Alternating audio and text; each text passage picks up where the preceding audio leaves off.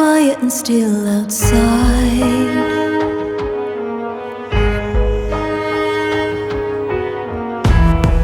Trying hard not to wake up all the voices inside my mind.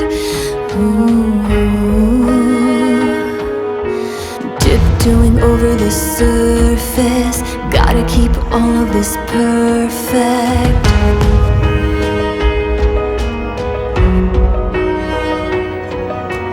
Keep going around in a circle, I can't take it anymore. Feel it rising up. Can you hear me? Anyone there? Can you hear me calling? All is burning up inside. Can you hear me? Anyone there? Can you feel the fire? I am Vesuvius.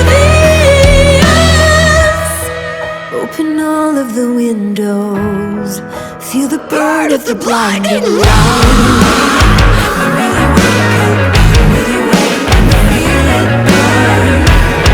I have tried to contain it, for the truth it may sting your eyes. Breaking up under the surface, telling you nobody's perfect.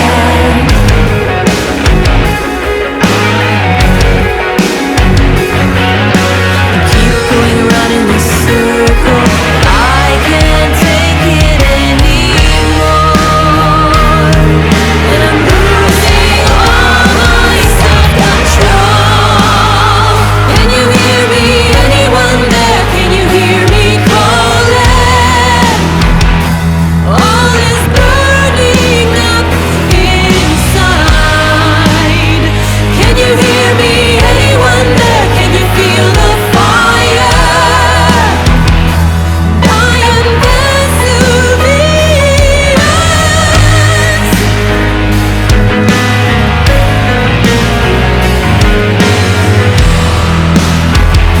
I am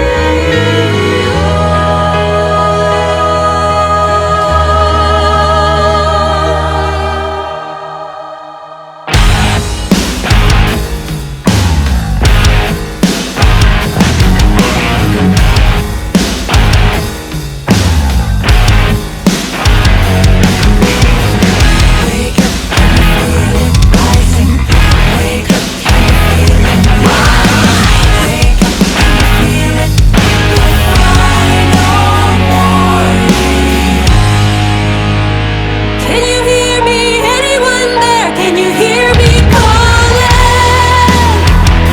All is burning up inside. Can you hear me? Anyone there? Can you feel the fire? And I am Vesuvius.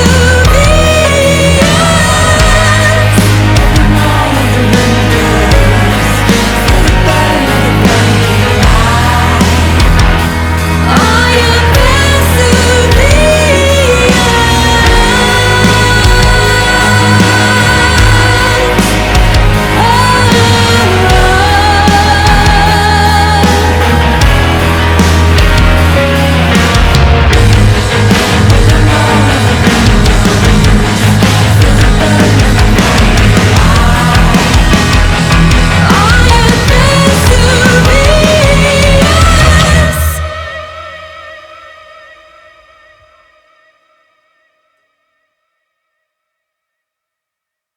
Hi, my name is Angie Arsenault. I'm a vocal coach, singer-songwriter, producer, and recently a painter. Her artistic experience goes back a long, long time. Yes, it does. Actually, I would have to start at home because I grew up in a very musical family. My mother, Louise Arsenault, she's actually a fiddler. So she plays the fiddle, the violin, in a traditional setting. And she's toured the world with her band Barishois. And I just remember growing up hearing her practice and repeat lines over and over, stomping her feet while we were sleeping and practicing for her upcoming shows. She just released her solo album. I would definitely say that that was a huge part in my learning experience, is just witnessing her working on her art. And from there, I just naturally was inclined to start songwriting. I was always a very introverted person. I would be in my room a lot. I'd be drawing and I'd be listening to music. And back in the day, you know, with the cassette player, I'd have to rewind and play just to write down the lyrics. And I think that singing and songwriting was always a tool for expression for me. And my mom having played the fiddle, I think maybe there was this personal intimidation where I was like, that's my mother's instrument, so I leaned more towards the piano and singing. I think that it may have had an effect. So that's her instrument. I found my instrument, and she would help me in refining my pitch and that kind of thing. A 1, a 2, a 1, 2, 3.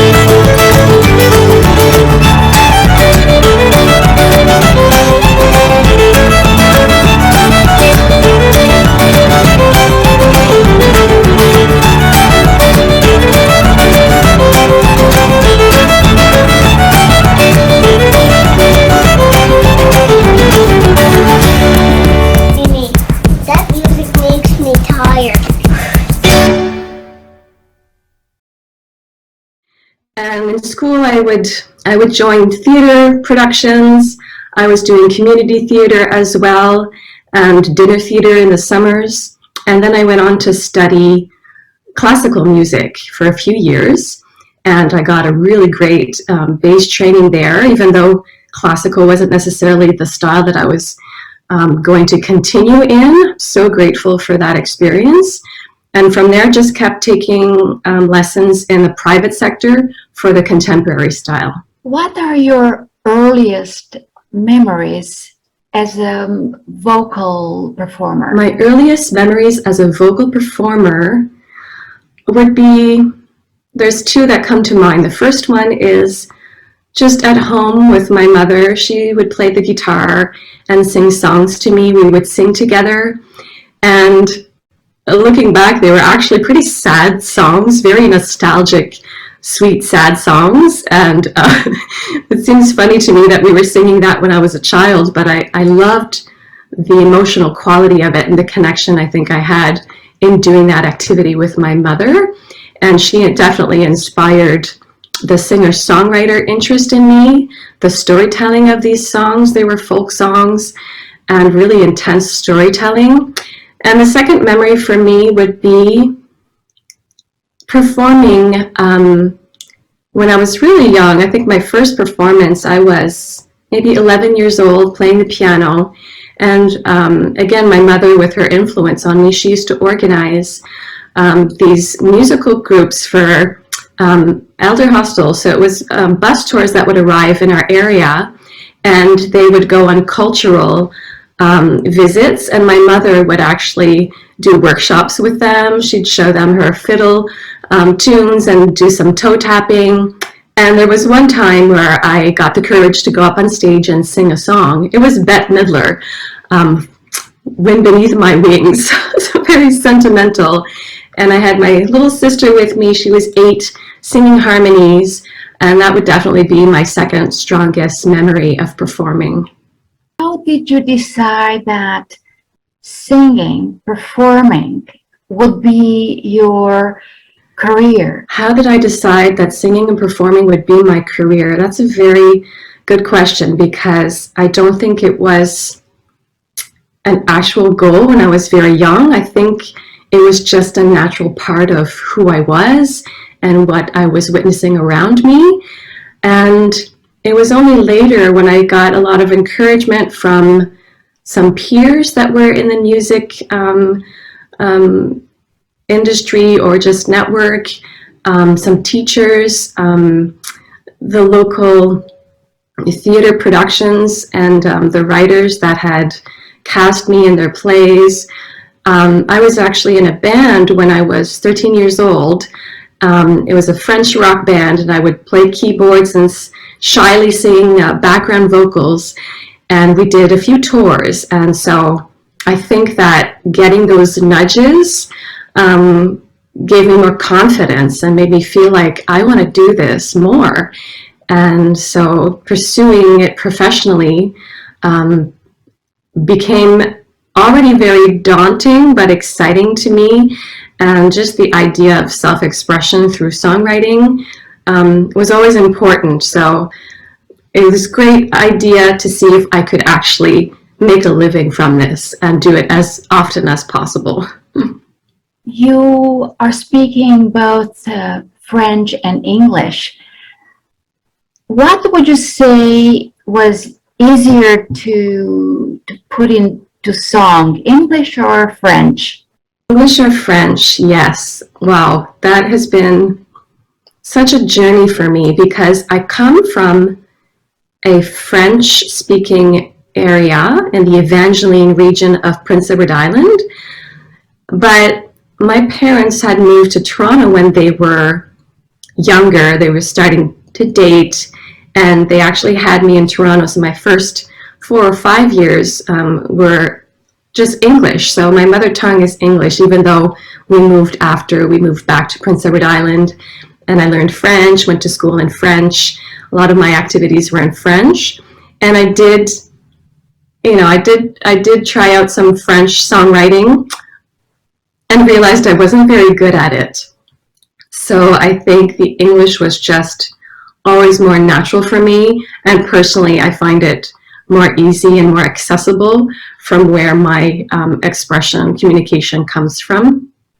You grew up with folk singing.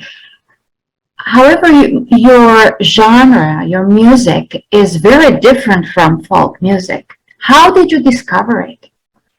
Yes. So I do realize I'm talking a lot about my mom, as she has been such a huge influence. But also my father is a huge music fan, not necessarily a musician, but he listens to music in a way that I think makes him a musician. Like, it's so full of intent.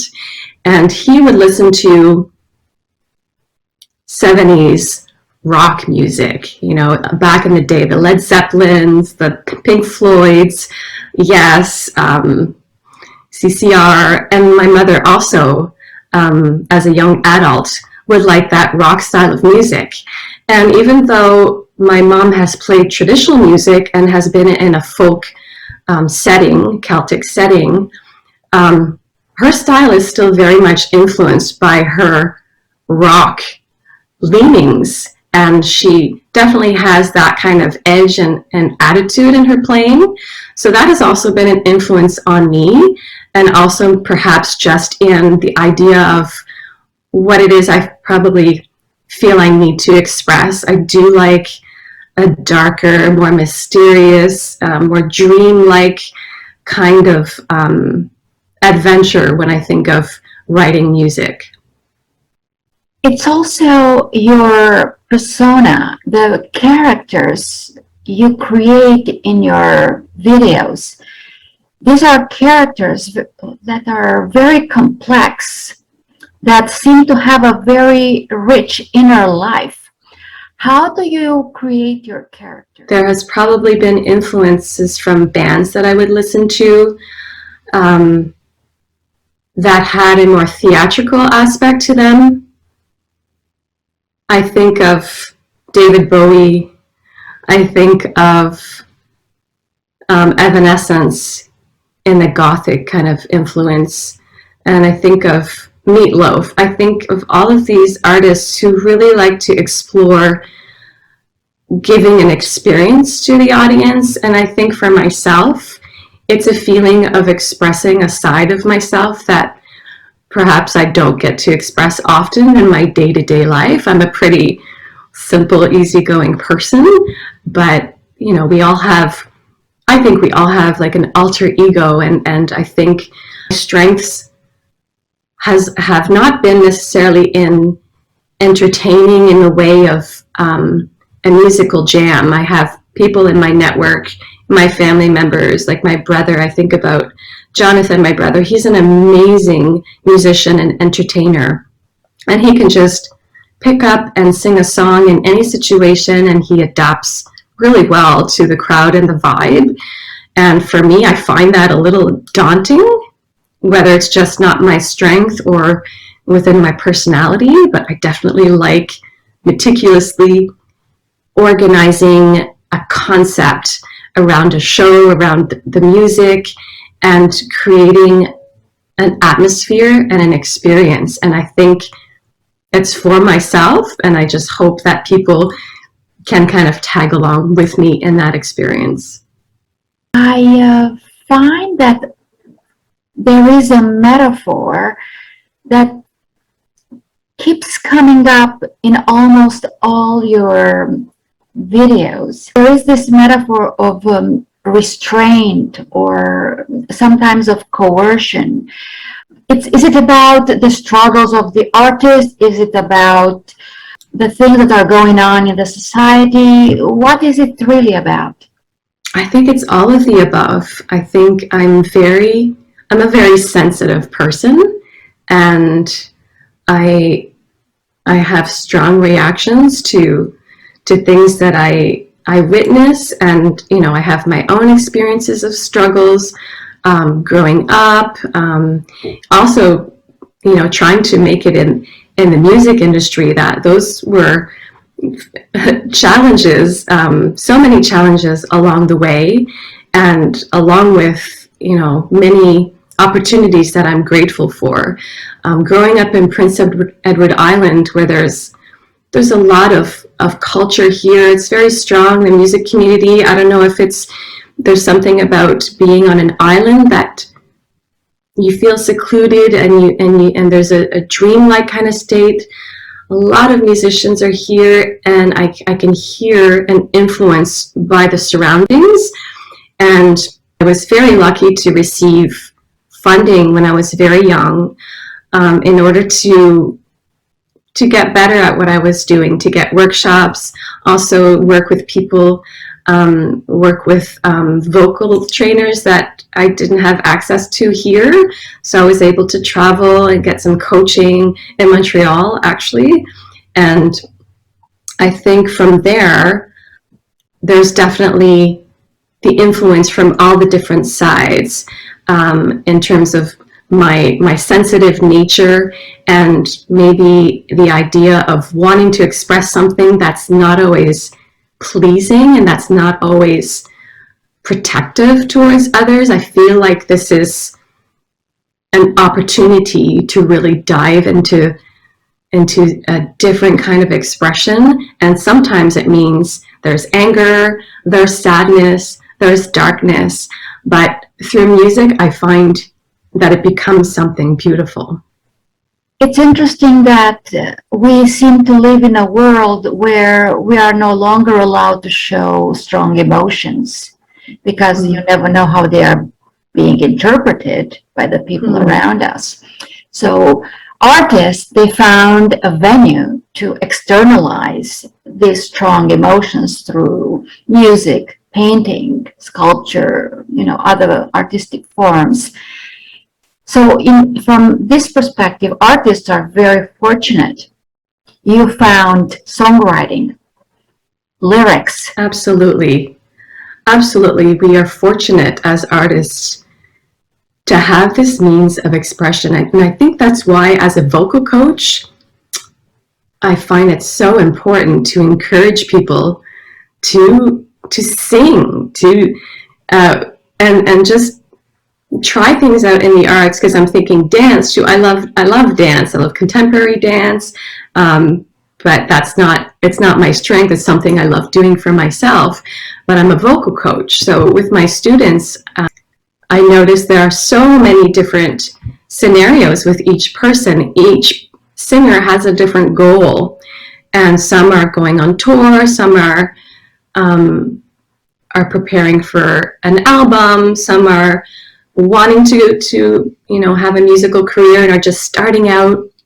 Other people just want to get better at singing so that they can feel comfortable doing it in the shower or with their friends at karaoke and not have any strain or pain, and just feel better about it. Some people, it's just their escape. So all of these goals I find so awesome and so important, in order to express these things that we have more difficulty expressing. And singing is such a very personal experience. The voice is a very individual and personal instrument. A lot of the times when I'm starting out with a student, they feel very vulnerable and naked. And I completely relate to that. And I still have what we call stage fright, and I get nervous. And, speaking for me is often more challenging than singing. Talking about myself, like now, this is a challenge for me, but I find it a wonderful challenge. Let's talk about you as a vocal coach. Are you working with all age groups? I am working with all age groups as a vocal coach. I do have a minimum of 10, 11 years old, just because my strength is not within that age group. My approach is pretty technical, and there needs to be a certain maturity. I think that vocal coaches and music educators for younger kids have other tools to help them stay interested. You change the activity often, you have to make it more colorful, and it's more about introducing them to sound, to music, that kind of stimulation. So I have had really young students over the years.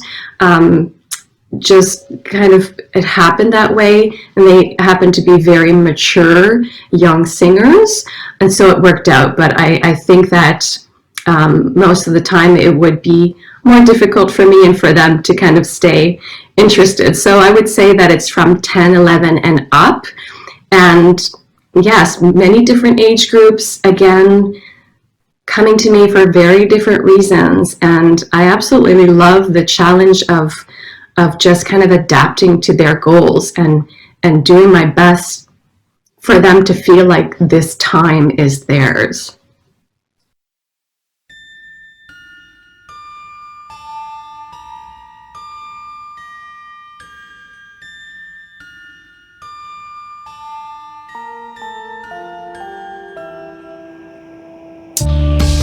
Been a long dark ride through the wonders of time. You've come around to say you know me, tell me how to see. Are you an angel of 10, lighting the dark lion's den? Let the shadows come reveal all we don't know.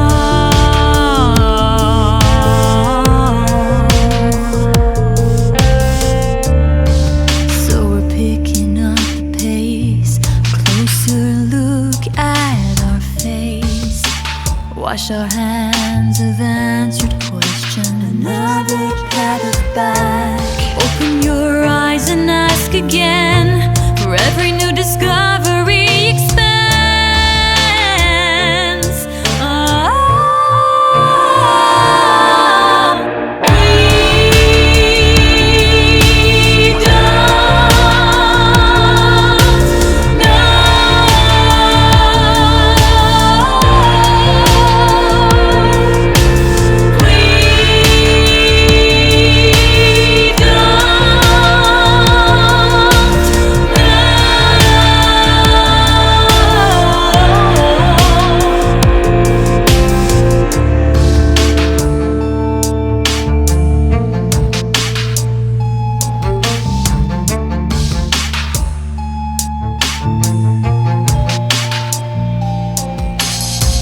Shadow, shadow, revelation.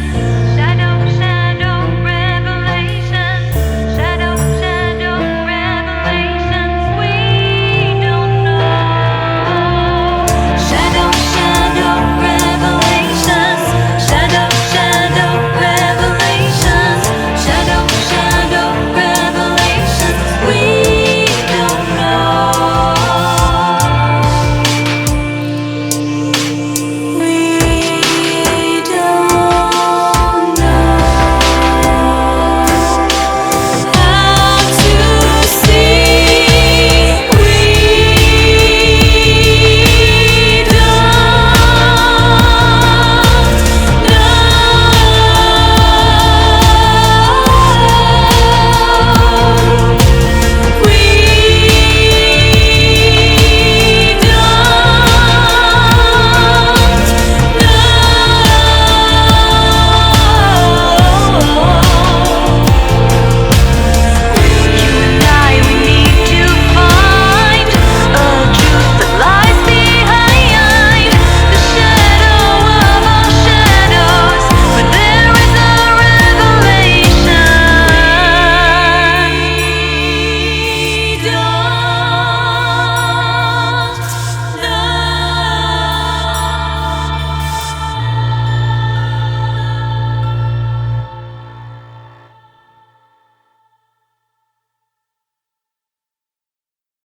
From your experience, did you notice a trend in what your students are looking to achieve?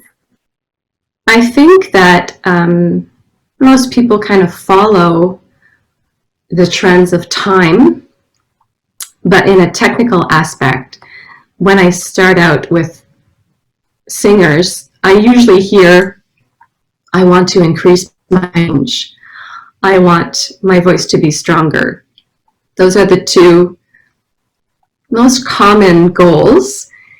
And then we have to kind of look in deeper, get to know each other in order to find more specifically what the leanings are, what their interests are. And in other trends, I'm not sure I can say trends. Of course, there are popular singers, that we hear often on playlists, on radio, and those singers do come up. Like right now, Adele has just launched a new album, a new video, new single. And so I already have, 3 students in the last week who've been asking to work on her new song, Easy on Me, I believe that's the name. So of course there are songs that pop up that inspire many people, singers that are amazing artists that inspire many singers to try and find little clips of what they're doing and include it in their own colors and approaches. But honestly, I'm not sure there's a full trend. I feel like each person that comes to me already has a feeling of what they want to do, and sometimes it's older music, sometimes it's jazz, and sometimes they don't even know, and we take time figuring that out together. When somebody comes to you for vocal classes, do they need to know how to read music? Is that a requirement? Absolutely not. I do not require music reading skills, and to be really honest, my reading skills are not fantastic. They are good. I learned to read music. I can read music. But my instinct has always been to learn by ear. That's just how I grew up. It was in the musicians around me. So my ear just always kind of takes over, but I can read music. But just to say that it's a very great tool, and it's definitely helpful. And I think that what I love about music notation is actually the visualization of how notes move. You can see a drawing, and I think that that's the basis of what I would use it for most people, because for a lot of people, they've done reading when they were very young and then they forget, and that can become something very daunting and intimidating for singing, where you can work through it without having fantastic reading skills. And most of the times I find other ways to pass the message on about rhythm, timing, and notation. How much would someone need to practice per day or per week? I think that I always give what I suggest as practice time, and it's different for people who are starting out versus people who are coming in with already a lot of singing experience and just want to get better at it, or have had some vocal health issues and are preparing for a tour, for example, and want to make sure they're in top shape. So my suggestions will be different for everyone, although I'll talk about the options and say if you're starting out, the idea is to be consistent. So I'll always say it's better if you can dedicate a little bit of time to your practice every day and then take a day off, as opposed to not practicing and then having one day where you're doing 4 hours of singing.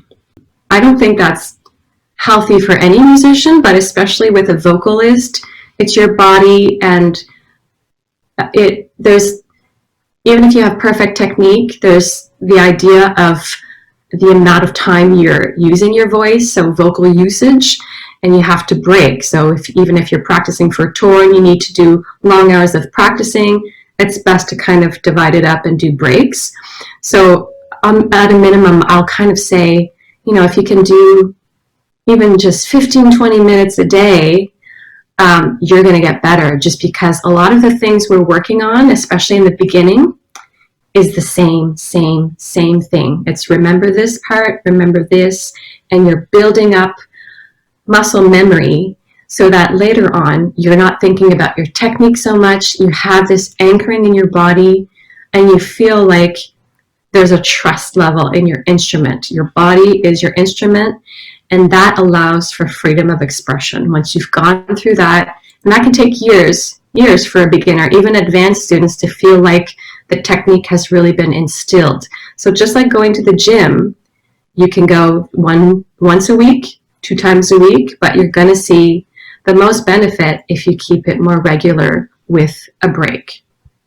What do you think about these shows, Canadian Idol, American Idol, where these performers, aspiring artists, come and interpret different songs from different artists, all aspiring to fame? What do you think about that?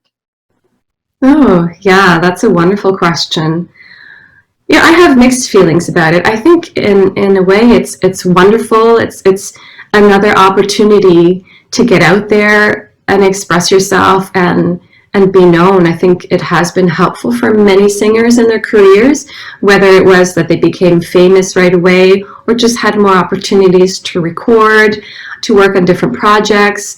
I know I have a few friends that have actually been through the process, and it's been amazing for their careers. On a personal level, I would not have felt comfortable doing that kind of competition. I think that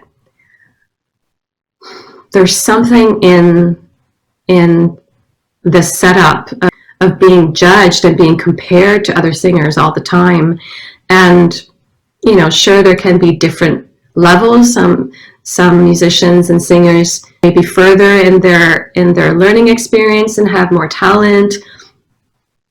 But just personally, I find that daunting to start that comparing. I've been in competitions when I was younger, and I was actually competing against friends who I thought were amazing singers, and it was so awkward. And, you know, we were supportive of each other, of course, but it's not something that I personally want to keep doing. But there's definitely some pros and cons in the situation, so I think it's just important to evaluate what it really means for you, and can you outweigh the positives with the negatives, the challenges of being live on stage with maybe little amount of experience in front of so many people, and being judged in a time and place in this lifetime where, you know, all eyes are on you, and you know, very judgmental. So you have to be ready for that. You have to understand that side of it. And if you feel you're ready for it and accepting the challenge, I think it can be a positive experience.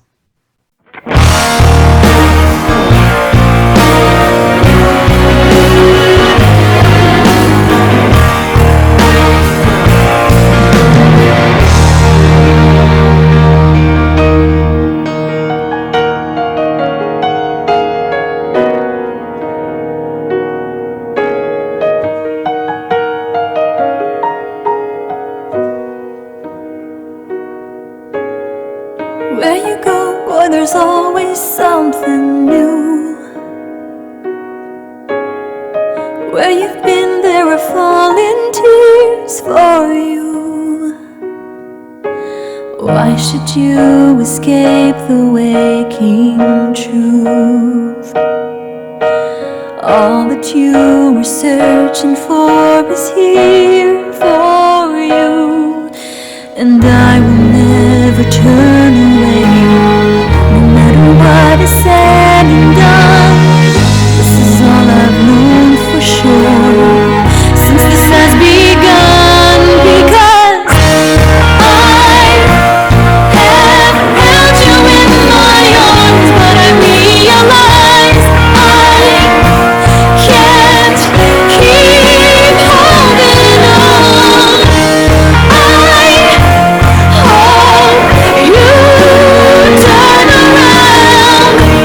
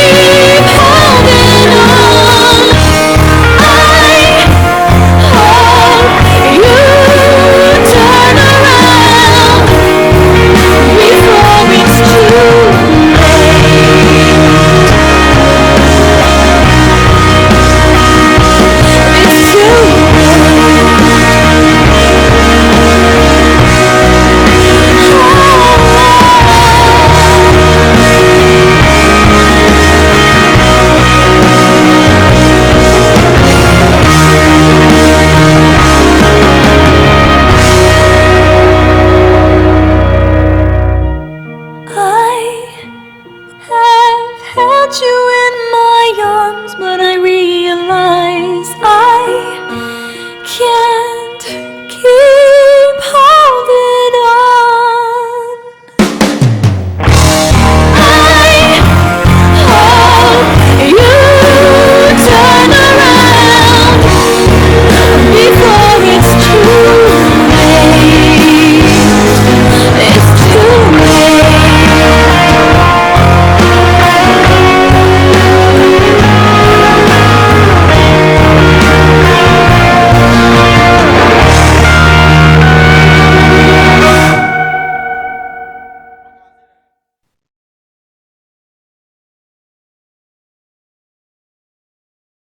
Back in the day when I was working really hard towards getting my first album done, I had tried different routes to achieve that and had no success, years and years. And I think I was at a point where I was giving up, because back in that time it wasn't accessible for me to do recordings on my own.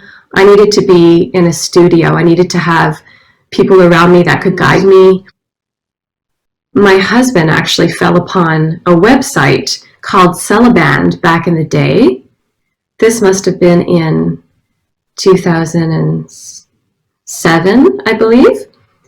It's a crowdfunding website, and it was the first one of its kind geared towards artists, bands, singers who were aspiring to record an album. And this website had a community already gathering, and basically you could invest in one of the artists that were on the website, and you would receive royalties in a way. So it was like an investment, and each backer, each supporter on Celeband would be like pre-buying the album. So they would receive the albums after, and they could sell the albums if they wanted.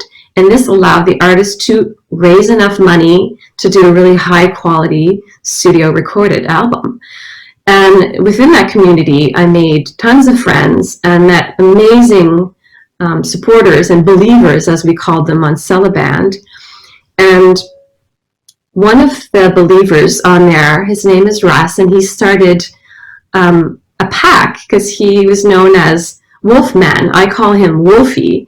And he just worked tirelessly in promoting artists that he believed in, and kind of created a group so that we could support each other.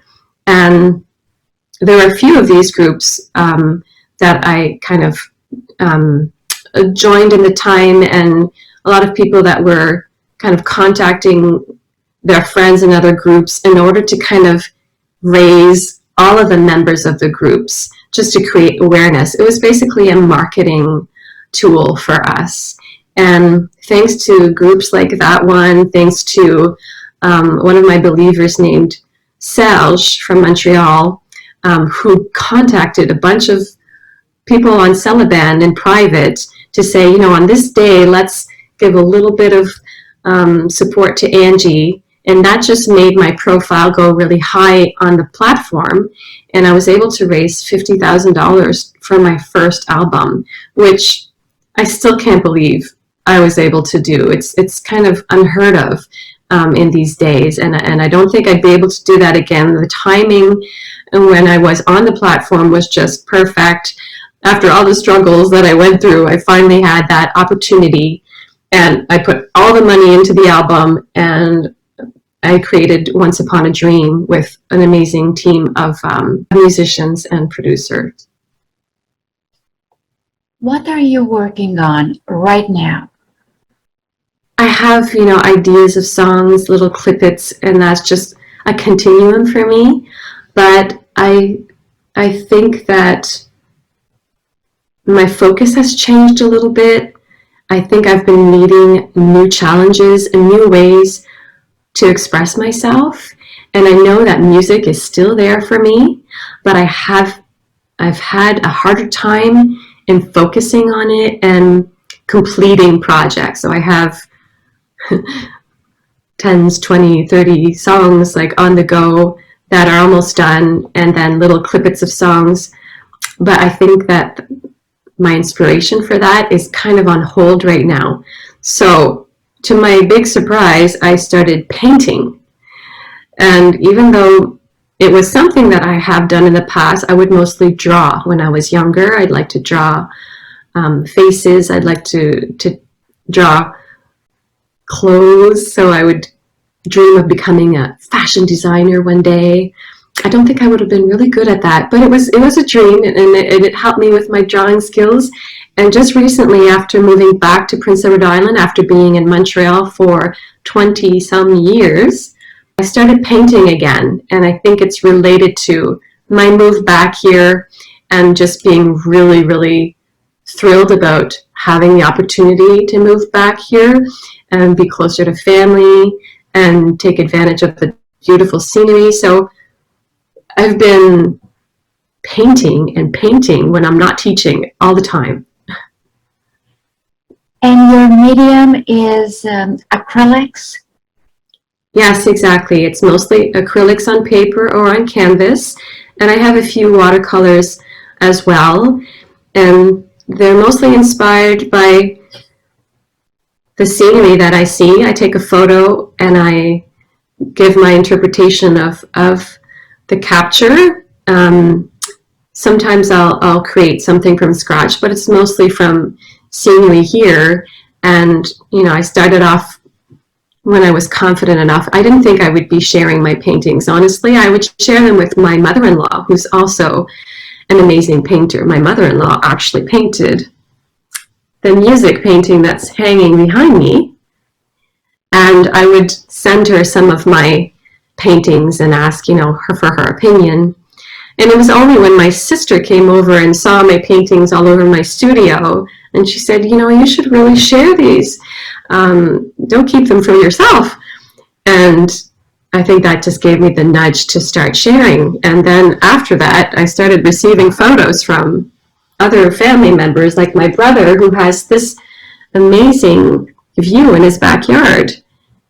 And I painted this one. So it's often very personal in terms of what I'm painting and how it makes me feel. And I think that it's been a way for me to really express how happy I am to be back here.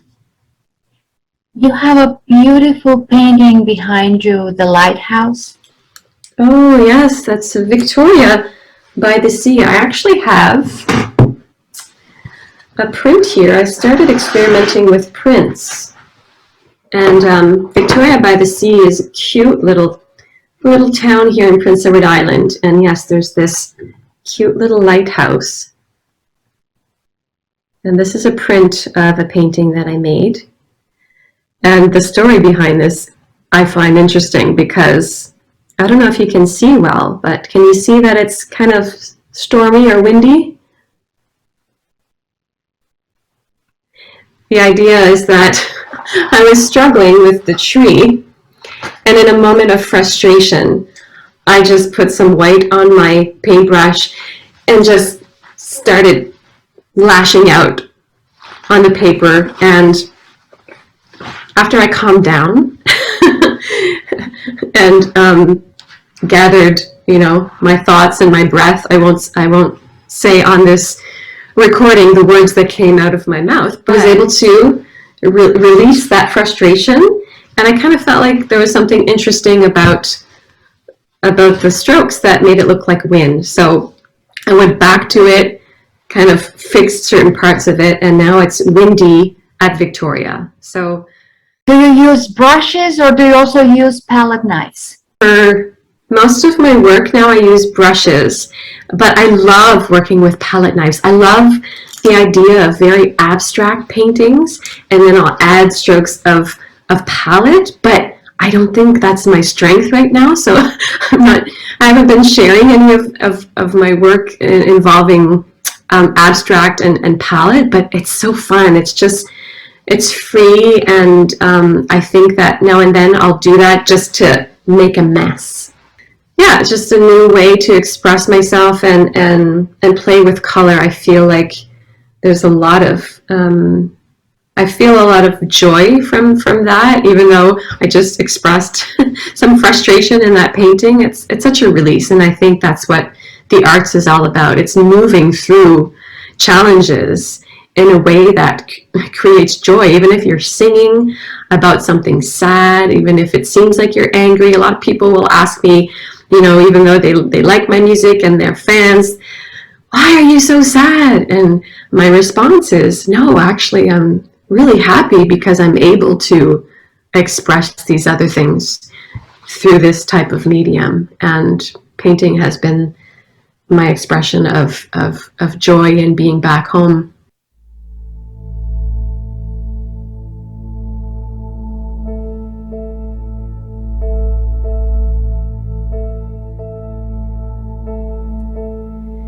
In the sky of late, clouds rush into the chase. Birds fly away, they fly to another day.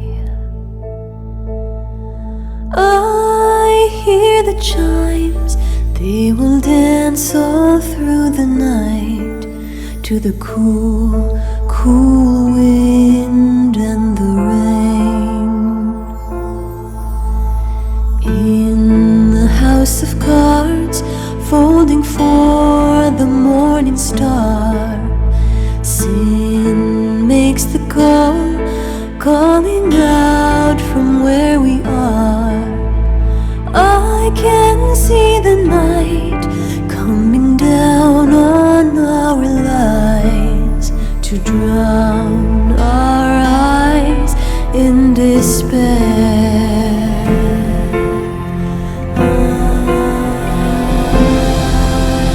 Storm keeps raging on and on.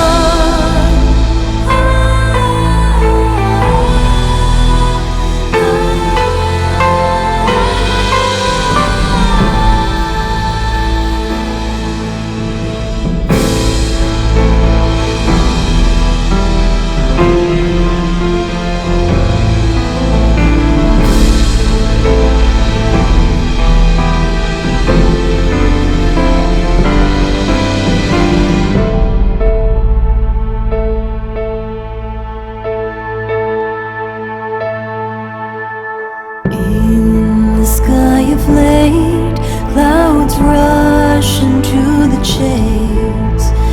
Birds fly away, fly to another day. I hear the chimes, they will dance all through the night, to the cool, cool wind and the rain.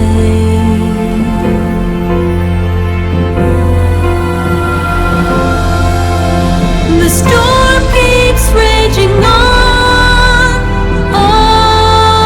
and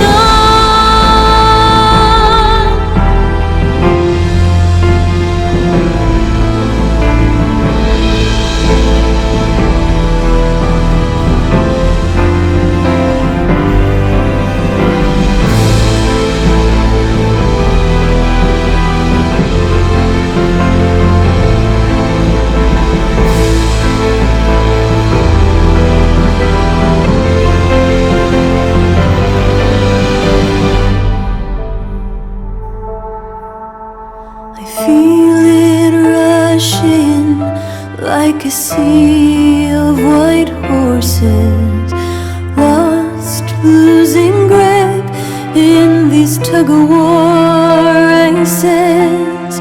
And when all is quiet and stillness has returned, it's just the calm before the storm.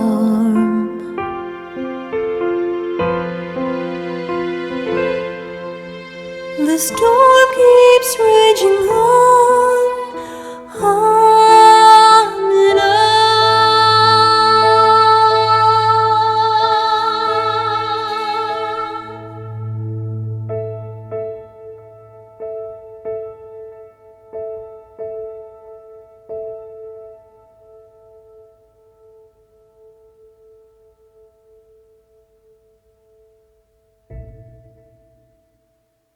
Have you thought of doing a solo show with your paintings?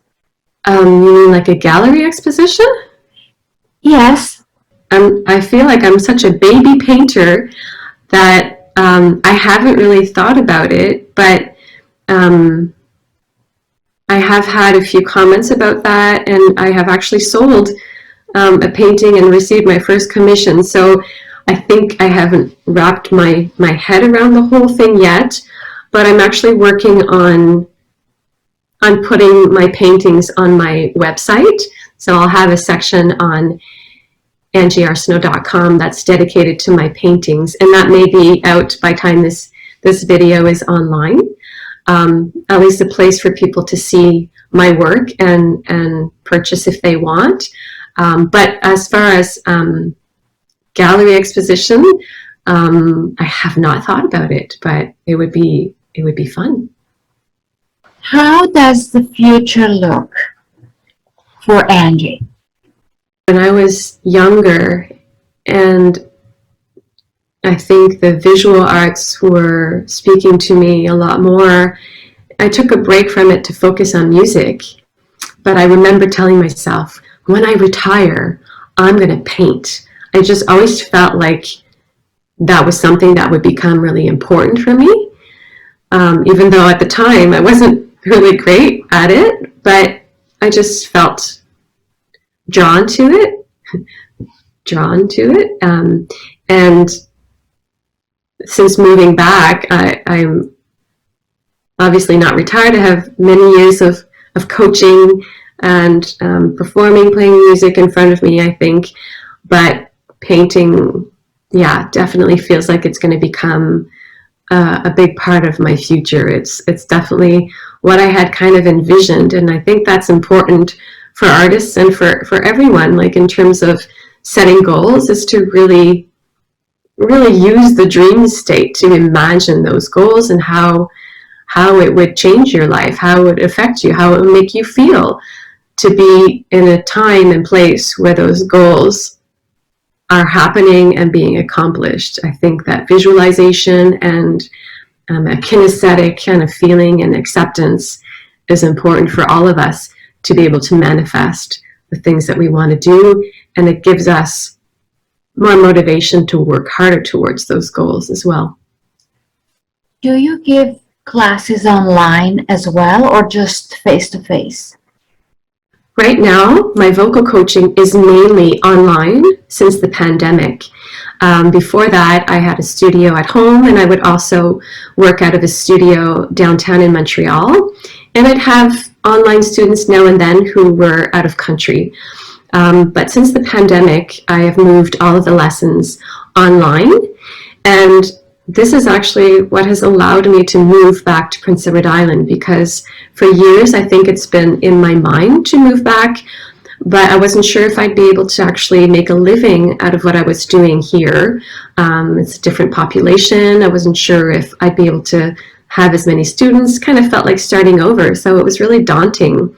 So the positive for me through the pandemic was actually being able to do the online lessons.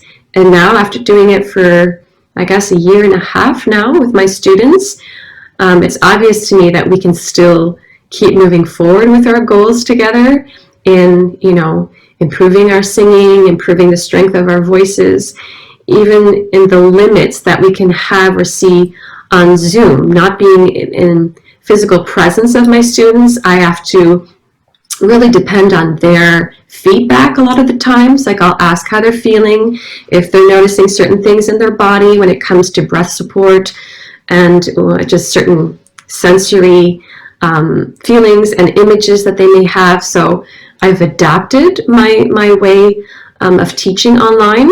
And here in Prince Edward Island, I also have a few in-person students. So I've kind of reserved a day for that, which is wonderful because, after being kind of a hermit in a room, it's great to see real people live in person and be able to, maybe hear the vibrations a little bit more fully and have a bit more physicality in it. So it's something that is important even online, but it's different. It's adapting. And so, yes, most of my teaching has been online, and it's been great. How can people find you? You are on angiearsenault.com, and you also have a YouTube channel. Yes, I do. On YouTube, I think what's mostly there has been music videos and that kind of thing, but I also have a few tutorials on singing. I have some exercises that I've shared with singers on my YouTube channel. Angie Arsenault, you can find me on YouTube. On Instagram, my tag is Angie Music Prod. I think I had a hard time finding my full name there. It was already taken. So Angie Music Prod is my Instagram name. And recently I've been sharing a lot of my paintings there. It's mostly about that. And of course on Facebook, I'm there with my personal page and my artist page as well. If someone would like to start singing, to begin to learn, to take classes, what should they be aware of? What should they have in mind? So for starting a vocal class, a lot of people will ask what they need to bring, what they need to prepare. And essentially it's bring yourself. As a singer, your instrument is your entire body, in your mind, your soul. So of course you can prepare a song that we can use as an icebreaker, and it can be a song that is an easy song that you know. It can be a song that you really want to work on. I like to keep it really open and leave a lot of space for my students to kind of start taking more control themselves over the song choices. Even if I will sometimes recommend songs, I've felt it to be very positive to leave a lot of space for my students. And I actually don't do much singing during the lessons. I'll give examples now and then, but it's mostly about them coming to the lesson and experimenting with new knowledge, a better understanding of how the voice actually works, applying it to song, and trying things out. So that may mean trying different songs out to see what's best for their voices. So I think that the most important thing to think of in starting lessons is to just come with an open mind and an ease that we're going to take things slowly and go through breathing exercises, vocalizes, then start working on a song. And as the lessons progress, I see the confidence level rising just from knowing how the process is with me. You were talking about breathing exercises. Would yoga or similar experiences help with the breathing exercises? Yes, absolutely. I love flow yoga as a suggestion for all singers and all human beings that want to breathe better and have more awareness of body and of movement within the context of inhale and exhale. And overall, like cardio is so great for singing. So some people may not be as inclined towards yoga as a sport, but I'll encourage some form of cardio exercise and stretching and toning as well, because singing isn't about being lazy. We're trying to relax certain muscles that tend to want to override others, but it's not lazy. It's still muscle working and strengthening along with breath. So cardio is very important. And yes, I do love yoga. Anyone thinking of pursuing singing, music, anything in the arts, it's so important to at least give it a try, because the benefits are so amazing, and it doesn't matter what the goal is. They're all positive goals, whether it's to become a professional singer or musician or songwriter or painter, or just wanting to get better at it. It's very rewarding, and if you find the right tools and the right support system, I think you'll find it was worth all the practice and the time that you put into it.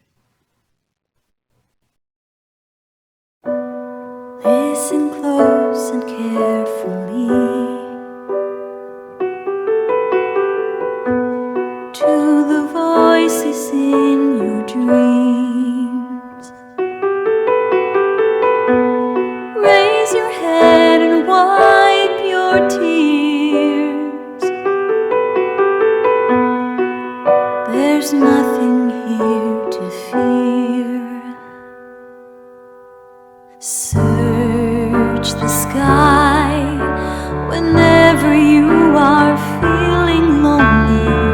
See 1,000 eyes watching over till we meet again.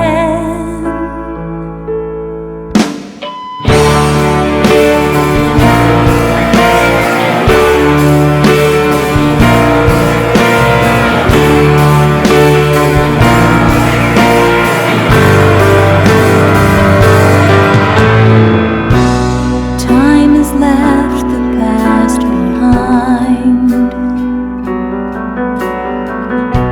and you return there often in your mind. While you find me in a memory, I am still